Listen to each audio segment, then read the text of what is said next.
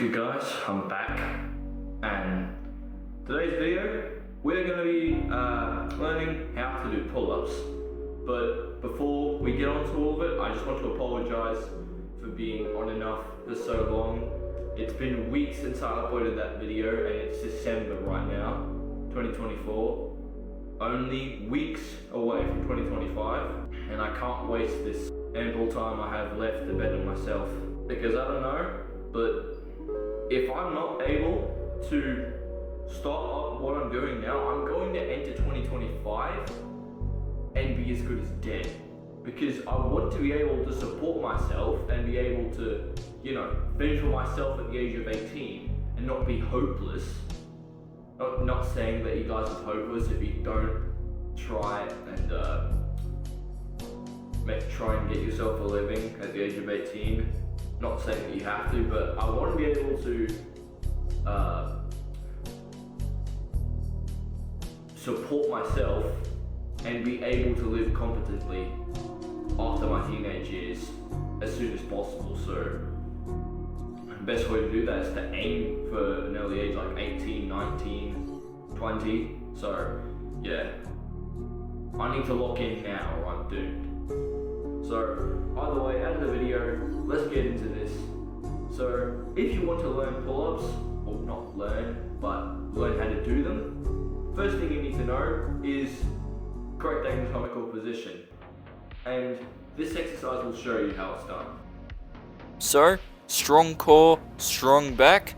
Make sure everything is activated, that way you'll get the best out of the movement. And make sure you're trying to emphasize your armpits in front of the wall. In easier terms, just try and show them off to the wall.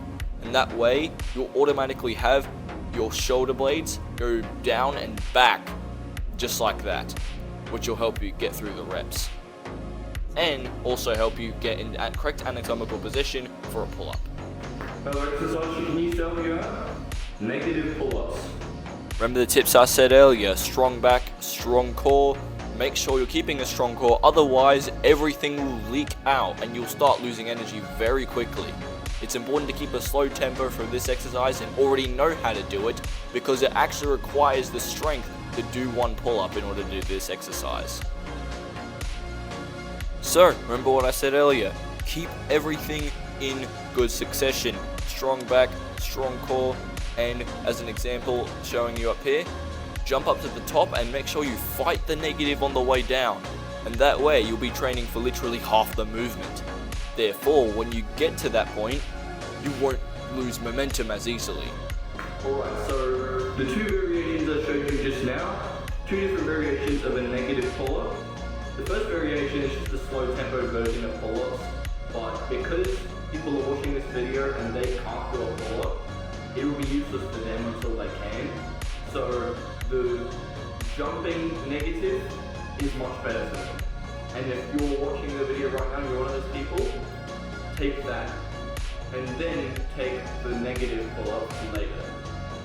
So next exercise we're going to be moving on to is the dead hang. So, remember all the tips I gave you? Well, one of them won't suffice except for you having to hold all the weight on your arms, but remember, keep your core active, otherwise you'll just cause energy leakages, and that way it'll help you keep this position as long as you can. Make sure you just let go of all tensions in your back, and this will just keep your joints flexible and healthy. Now, on to the next exercise. So, the active hang. This is where all the tips will come into place as well. Well, they all come into place in every single exercise, but I'm mentioning this over and over again, so just please listen. I've already said it enough times, hopefully you get it, but make sure when you go into the scapular pull-up position, you stay up at the top for as long as you can. Another way of doing this is half reps. So half reps are when you do a pull-up, except you don't go all the way up. You go at a single point, you go as high up as you can actually, which is why it's called a half rep, quarter or three-quarter rep pull-up, because you're not actually going the whole way up, but you're trying to use most of your strength to try and get yourself up there. That is the main goal. And when you're doing half pull-ups, you need to be actually focusing on trying to do the pull-up with all the lessons I just taught you. So this this is how we do the exercise. So, the half rep pull-up is when you try and go as high as you can, but you don't actually reach the top. And this is for people who can't do the full pull-up yet. With this exercise, combined with proper form regulations, will help you get to the point of being able to rep out pull-ups safely and healthily without causing any joint pain and targeting the correct muscles. Right, so that's it. Thank you guys so much for watching. I'm sorry it's been a long time since I posted, but I promise you I will keep it as consistent as I can. And the reason why it took me a while is because I had other work, I have school, other commitments, and school's probably one of them. I mean, in our culture in India, academics is a really big focus, so it's pretty important that I, try and keep up with my academics, because not only is that important to my family, but it can open more doors for me as well, because I want to open the most doors possible. So doing this video will help me a lot with that, so please like, subscribe and share so you can help me fulfill that dream, and I will see you guys in the next video.